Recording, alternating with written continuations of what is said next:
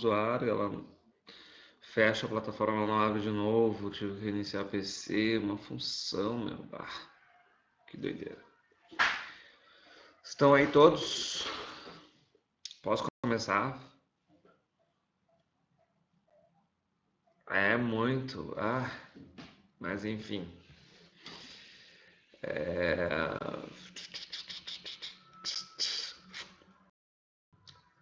Tudo bem, queridos.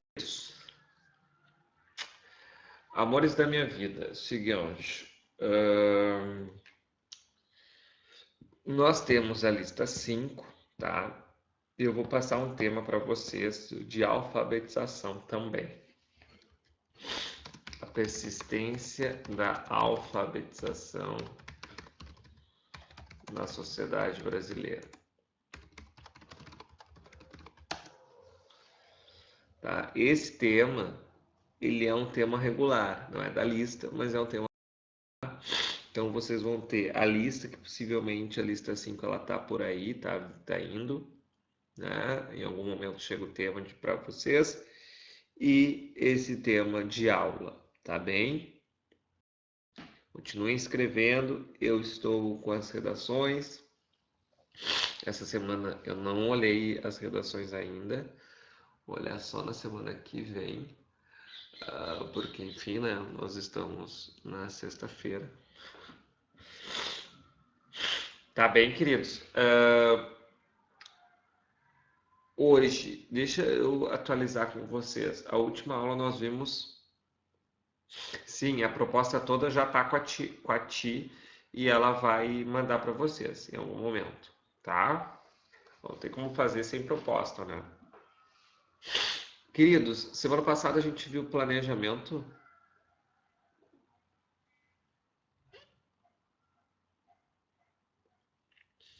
Traga quando tu quiser, meu amor. Mas seria para uma semana, né? A gente sempre fazia uma semana, mesma coisa. Eu só corrijo a alfabetização na primeira leva, não corrijo depois. Nós vimos planejamento semana passada. Vem comigo.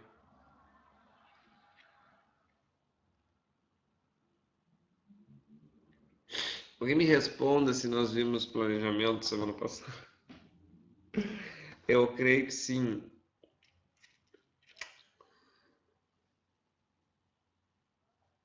As turmas estão andando diferente e aí eu me perco.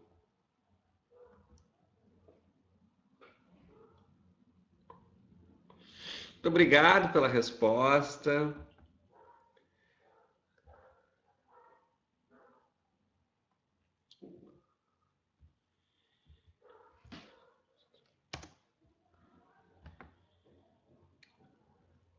Qualidades discursivas, tá. A gente já viu o planejamento, né? Maravilha. A gente já viu o planejamento, né? Tá. Qualidades discursivas. E agora eu vou falar para vocês sobre isso. Não sei nada sobre o tema. Eu não sei nada sobre o tema, Sora. E se eu não souber nada sobre o tema? É aquela coisa assim, vocês têm essa coisa na vida. Nada sobre o tema. Não. Vocês têm isso? Uma bobagem, né? Vou mostrar para vocês o que a gente faz quando a gente não sabe nada sobre o tema, tá? Mas a primeira coisa que eu quero mostrar para vocês é que, sim, nós sempre sabemos algo sobre o tema, tá? E essa sensação que a gente tem, ela é culpa de quem, né? Ela é culpa da escola, óbvio. Tudo a gente pode culpabilizar a escola na nossa vida, os grandes traumas da nossa vida, da nossa família, um pouquinho, mas é da escola também, né? Porque a escola, ela chega pra gente e diz assim, ó, olha, Eu não quero saber o que tu sabe, o que tu não sabe, eu não quero saber o livro que tu tá lendo. Você vai ter que aprender isso aqui, tá? Foda-se teu conhecimento. Eu quero saber, eu quero que você tenha esse conhecimento aqui. A escola faz isso. Só que a escola não consegue passar o conhecimento que ela quer passar. Então ela diz pra gente que a gente tem que saber as regras gramaticais, só que ela não consegue, a gente sai da escola achando que a gente não sabe nada. Por quê? Porque a gente deveria saber o que a escola deveria ensinar, que a escola não conseguiu me ensinar. E aquilo que eu sei não importa. E a gente fica nesse limbo. Né? Isso é culpa da escola. Então, primeira coisa, cara, párida, é que você sabe mais do que você imagina. E isso é geral, tá? Existe uma baixa autoestima intelectual, uma baixa autoestima escolar, e isso se agrava, aumenta em relação a essa questão de produtividade all the time, de ser uma máquina e a gente não consegue. Tudo isso que está aí é aparência, tá? E um pouco de sorte na vida. As pessoas elas têm, não é, as pessoas bem-sucedidas não são pessoas que não dormiram, tá? São pessoas que tinham um tino maior para negócios, são pessoas que tinham mais dinheiro envolvido já desde sempre. Não é assim que funciona. Tá? Estou agoniado com essas coisinhas aqui. Tá? Essa é a primeira coisa. Segunda coisa, o Enem é feito para você, cara pálida, tá? Que tem 17, 18 anos.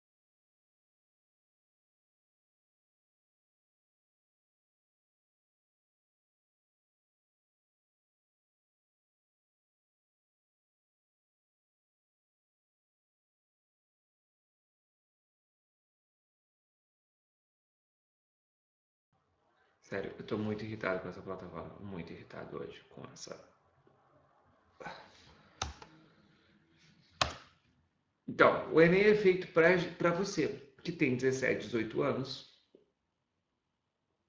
que tem uma experiência de final da adolescência, início da vida adulta, que tem uma bagagem que é um princípio de uma autonomia crítica e de uma autonomia intelectual, né? Porque quando a gente é criança, quando a gente é adolescente, a gente pensa muito como a nossa família pensa, a gente pensa muito como os nossos professores pensam, né? Então, é um início de uma vida que eu tenho que começar a pensar por mim e a defender as coisas às quais eu acredito, né? E uma escolaridade de uma educação básica e não de um ensino superior, tá? Quem presta concurso... Ai, olha, Juliane, bom tu me dizer isso, porque eu vou pro Zoom, eu dou aula no Zoom, eu assino o Zoom, gente, há tempos. É uma discussão, assim, enorme nos profs por causa disso. Eu tô seguindo aqui, porque, enfim, o objetivo que é, mas eu tenho o Zoom e o Zoom de assinante. E eu adoraria ir para o Zoom. Mas a partir de semana que vem, então, a gente pode migrar para lá. Nem que eu entre aqui e diga, gente, ó, esse é o link, tá? Todos vocês, não sei, eu não sei, gente, não sei. Não vamos desviar o foco, tá? Ah, mas, gente, quando a gente presta concurso de ensino superior, né, para ser professor universitário, para ser médico, para ser juiz, para ser engenheiro, né? É interessante que o conhecimento é muito mais específico, né? O conhecimento é muito mais específico. Aqui não. Aqui no Enem é um conhecimento geral, é um conhecimento mais amplo. Né? Então, gente, não vai ser tema de especialista. Tá? Fiquem tranquilos e tranquilas em relação a isso. Não vai ser. Tá? Quando foi lá no, em 2017, formação educacional de surdos no Brasil, que era um tema bem delimitado, choveu críticas para o INEP e para o Enem. E em 2018 e 2019, nós vimos acontecer algo mais geral. Tá? O Enem é feito para você. E você que, de preferência, tenha internet em casa.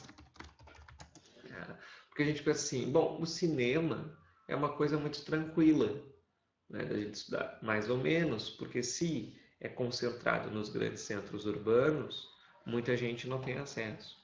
Manipulação do comportamento dos usuários. Isso aí é barbadinha para essa galera de 16 anos. Mais ou menos, né? Agora, isso se evidenciou. 65% dos candidatos que vão prestar o Enem no Amazonas não tem internet. Eu fiquei chocado com isso. Fiquei chocado. Para mim, eram números que só existiam em países muito mais pobres, em países africanos. Mas não, tem aqui. Desculpa. Tá? Então, essa é a primeira coisa. A segunda coisa é fugir de fórmulas sintáticas prontas, modestas. Eu vou colocar o Bauman na minha redação, quer queira, quer não, independentemente do tema, vai estar lá esse cara. Não, fujam disso, pelo amor de Deus. Gente, pensem em direção. A gente precisa aprender a dirigir. A gente não precisa aprender a saber a rua que a gente vai entrar. Essa é a lógica. Redação é técnica. Eu preciso saber escrever redação. Depois que eu escrevo redação, eu escrevo sobre qualquer tema. Por quê? Porque quem sabe dirigir, dirige em qualquer lugar. Tá? Se vocês pegam modelos prontos, parágrafos prontos, essas coisas da internet que tem, modelo pronto para qualquer tema, isso tudo é bobagem. Tá? É a mesma coisa que eu te dar um remédio para qualquer doença. Modelo pronto para qualquer tema é isso. Toma esse remédio que tu vai curar de tudo. Existe gente que faz isso? Existe. É tudo uma bobagem.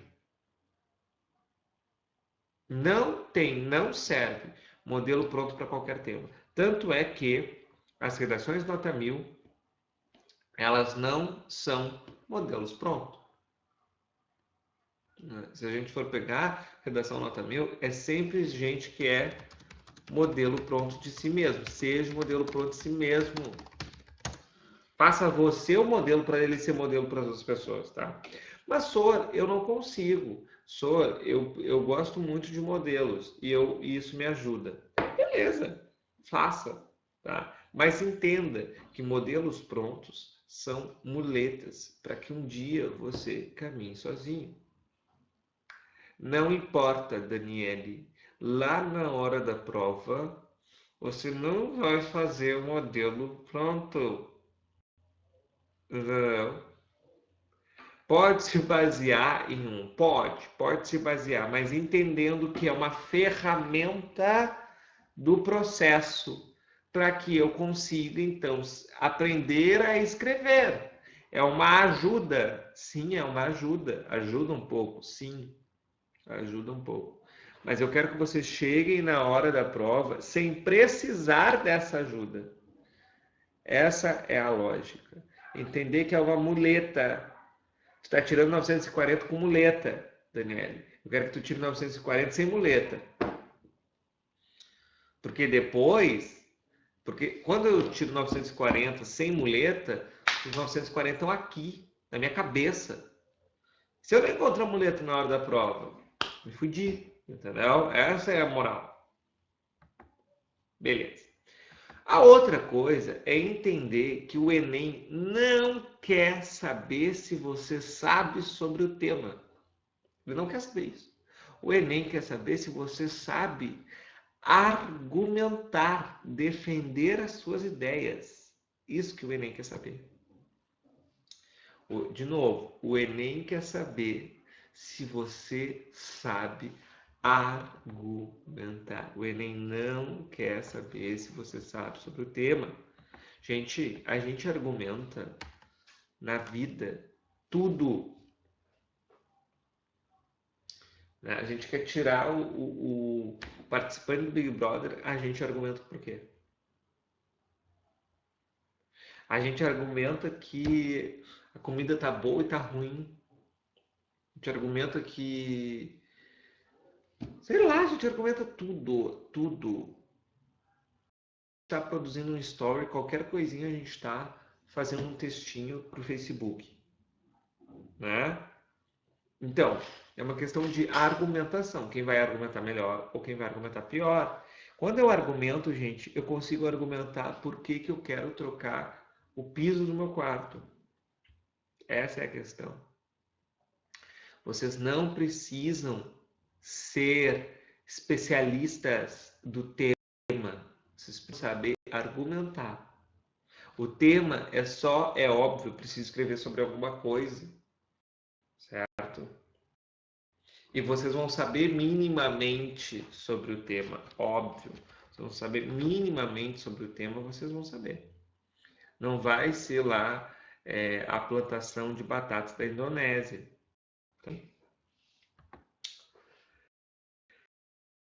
Além disso, uma notícia boa para vocês, o Enem ele não avalia, presta atenção nisso, o Enem não avalia o quanto vocês sabem, o quanto vocês abordam o tema. O Enem não avalia isso. O Enem avalia se vocês fogem ao tema, e aí é 0.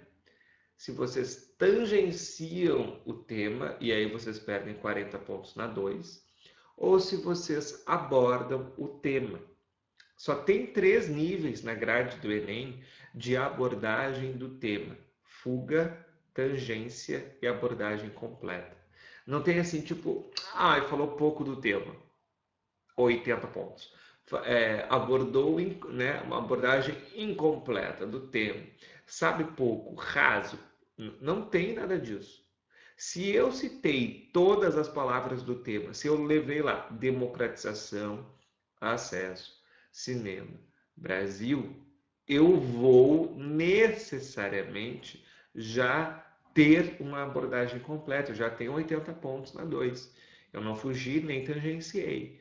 E aí eu vou ver a estrutura e o repertório depois. Tá? Então, vocês supervalorizam o tema, gente. Supervalorizam o tema justamente porque ele é o desconhecido, é claro, né?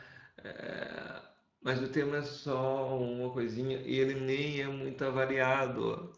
Tá? Aí, o que a gente precisa? A gente precisa identificação, né? Identificar o problema. Há um problema social na sociedade que a gente está inserido.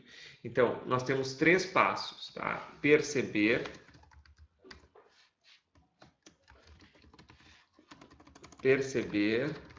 que é nada mais do que a inserção social, tá?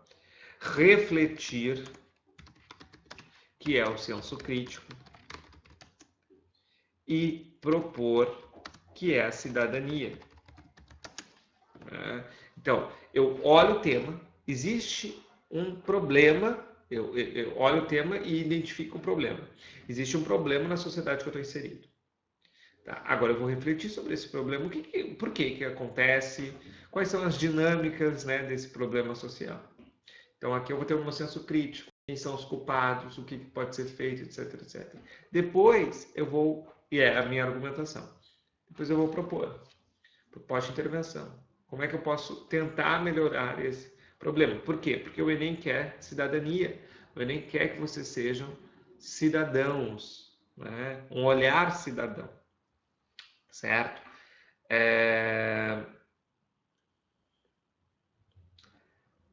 O repertório é o mais difícil, Stephanie. O repertório é uma parte também. É claro que é difícil a gente ter repertório de muitas áreas e etc, né?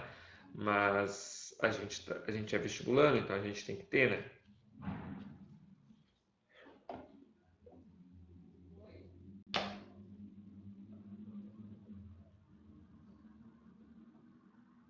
que bateram aqui, mas não era. E a Daniela está perguntando sobre o Enem Digital. Dani, Enem Digital vai acontecer depois do Enem normal, o que nós vamos ter mais um Enem para estudar, vamos dizer assim, né? Então é uma segunda aplicação, é óbvio que é uma segunda prova. Ter essa vantagem, eu vou poder ter olhado a prova da impressa, tá? Eu diria para vocês fazerem a impressa.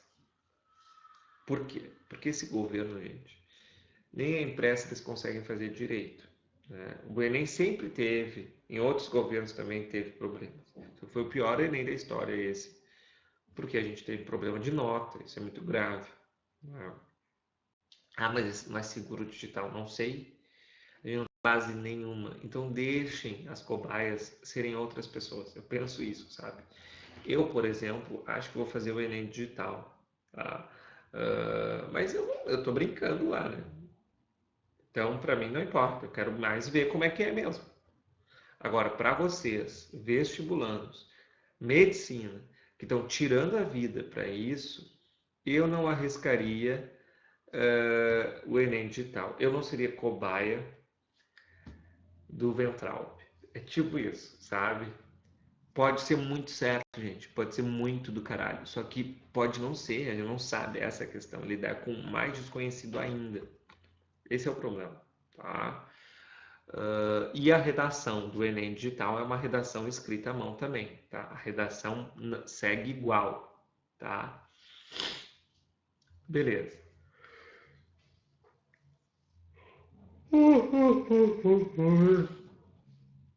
Tá? Aí, a gente pode, gente, fazer esquemas mentais. Os esquemas mentais são muito bons para ajudar a gente a ampliar o nosso léxico e possivelmente conseguir um repertório associado ao tema. Como é que é o esquema mental? Eu coloco cinema na minha cabeça e eu começo a puxar o que tem relação com o cinema. Cultura, teatro, museu, Oscar, filme, Hollywood, Titanic, né? Eu vou fazendo sem me preocupar com nenhum, se isso é bom ou se isso é ruim, o que vem na minha cabeça. De repente, eu não tenho um repertório sobre cinema, mas eu tenho um repertório sobre museus. Ah, eu lembro que o museu lá foi queimado, as pessoas não vão para o museu. Bom, se as pessoas não vão para o museu, elas não vão para o cinema. Posso argumentar então que, olha só, o que a gente espera de uma sociedade que não consome cultura? Não é só acesso ao cinema, é acesso à cultura, né? A teatro. Tem dois homens num telhado aqui na frente do meu prédio. Jesus. É... Então, é acesso a teatro, é acesso ao museu, sacam? E por aqui, democracia, política, né? Igualdade, inclusão, diferenças, né? E aí eu vou indo, vou fazendo esse brainstorm na minha cabeça e no papel, tá? E a partir disso eu vou conseguindo puxar coisas da minha própria cabeça.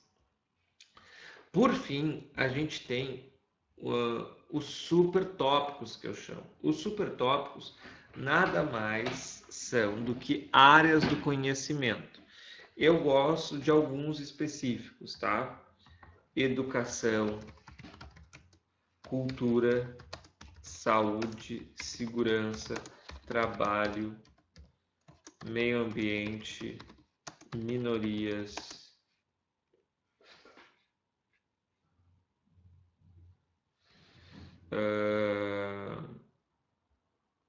O que mais?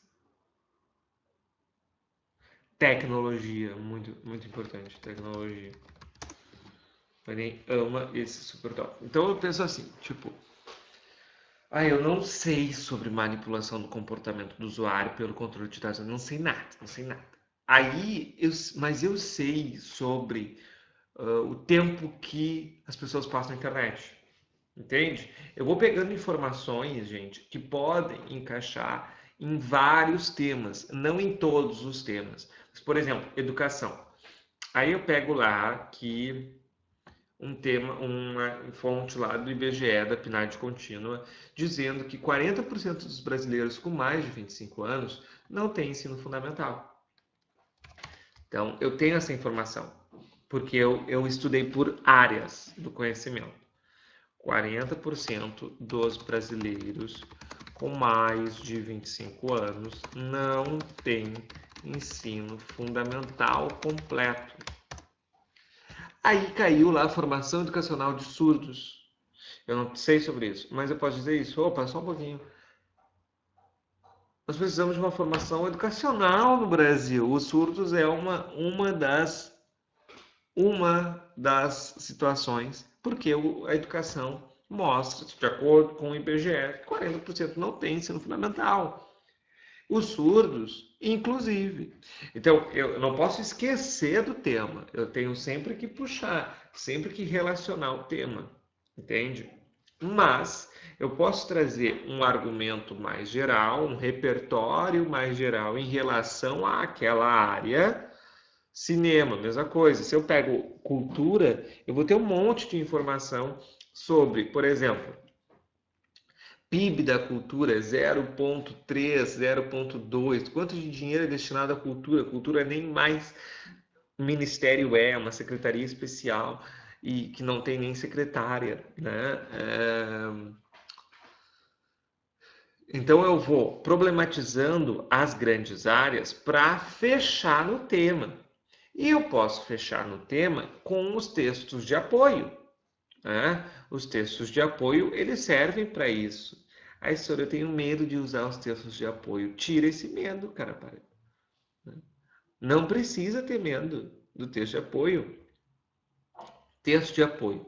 A gente pode usar, às vezes, esses dados que a gente vai ter. Então, o que eu aconselho vocês?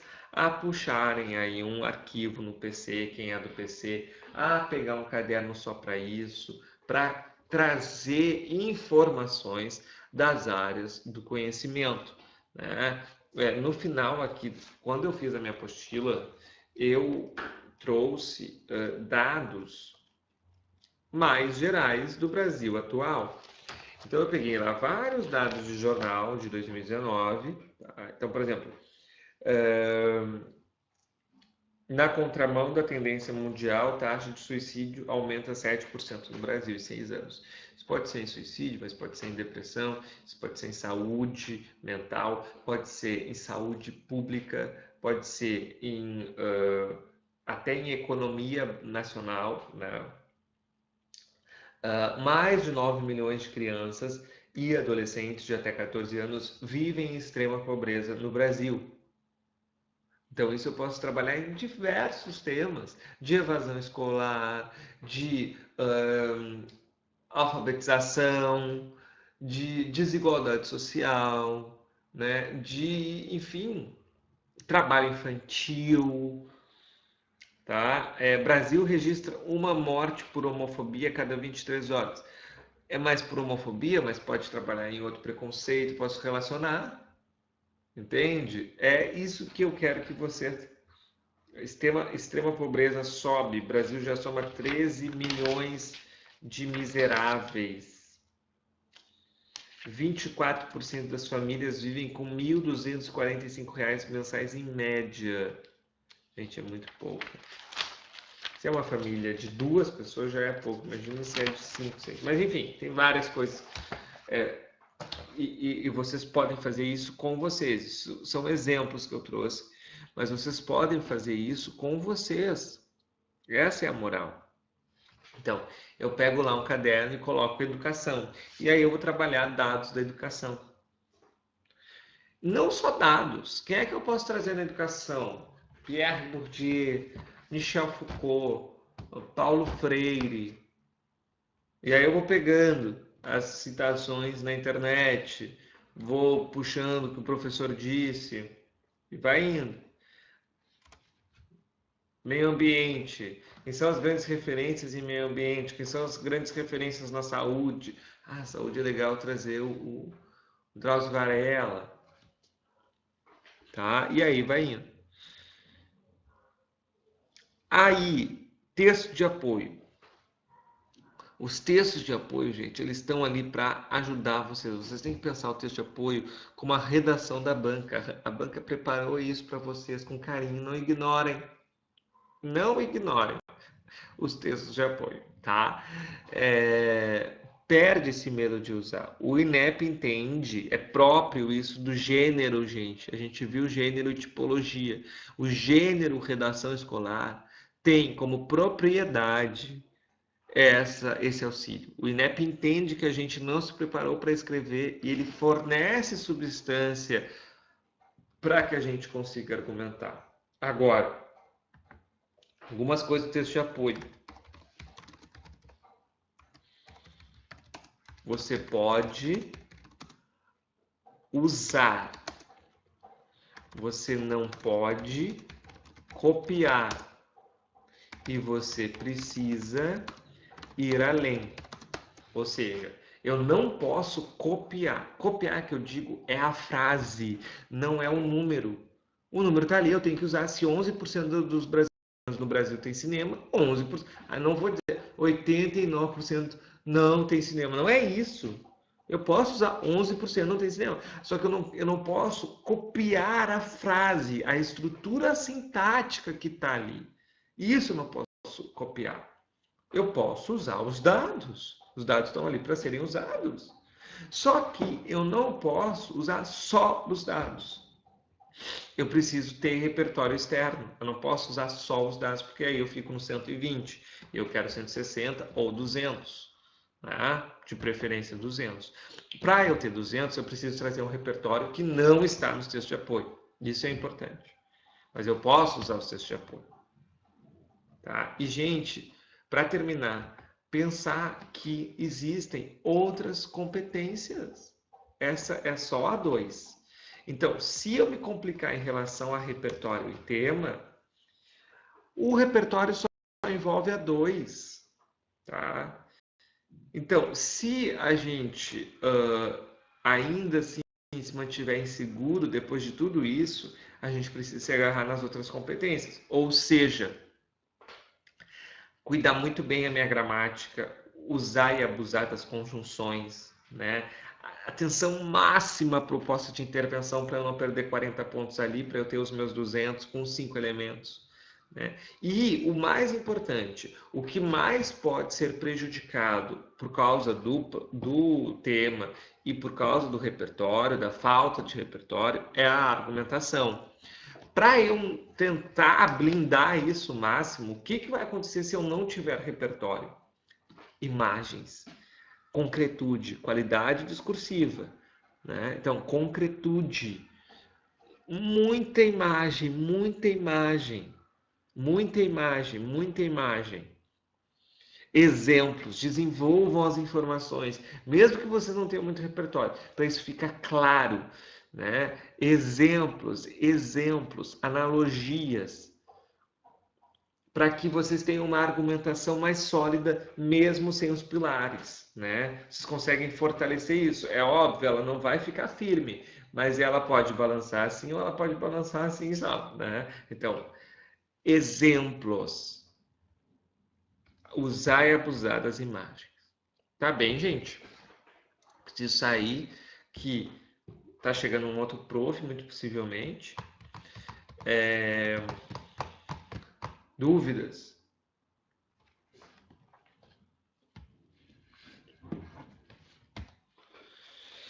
Grita, dúvidas?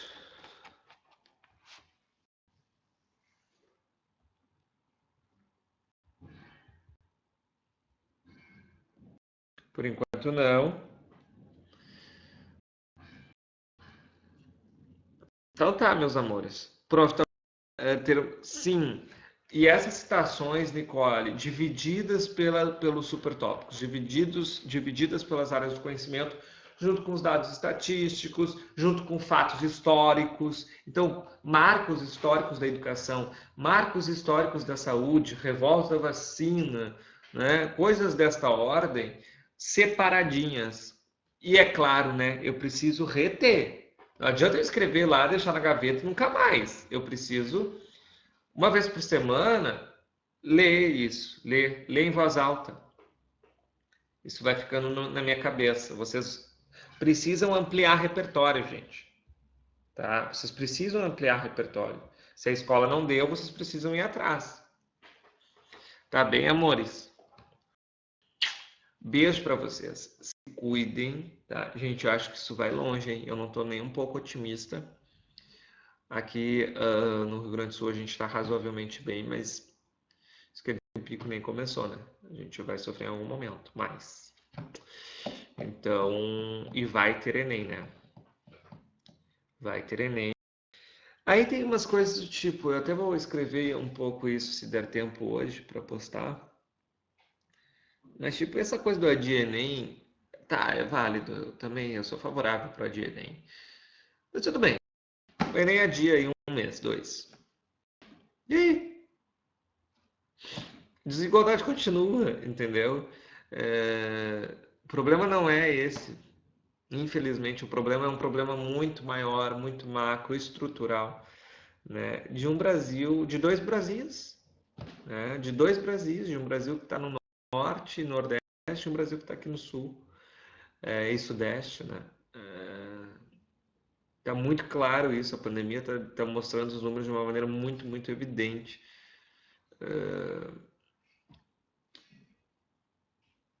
E pensar que essa galera que hoje não está conseguindo estudar porque não tem internet, conseguiria concorrer com pessoas que estão pagando um curso, etc. Pessoas da medicina, gente, é cursinho. Se a pessoa não consegue fazer 2, 3 anos de cursinho, e se ela não tem cotas, não tem como, entendeu? Enfim, é um problema muito maior, né? Mas vai ter Enem sim. Só que não vai ser como está agora. Eu acho que vai ser adiado. Possivelmente vai ter um remanejo de vagas aí, para mais ou para menos. Eu não sei porque as faculdades estão paradas. Se as faculdades estão paradas, só medicina e enfermagem, essas coisas que tiveram suas formaturas. E o resto? Porque não tem gente saindo, entende? Então não tem vaga para ser ocupada. Vai dar bolo, vai dar. Brasil não é para amadores, né? Tá bem, gente? Se cuidem aí, continuem estudando e nos vemos na semana que vem. Beijinhos. Tchau, tchau.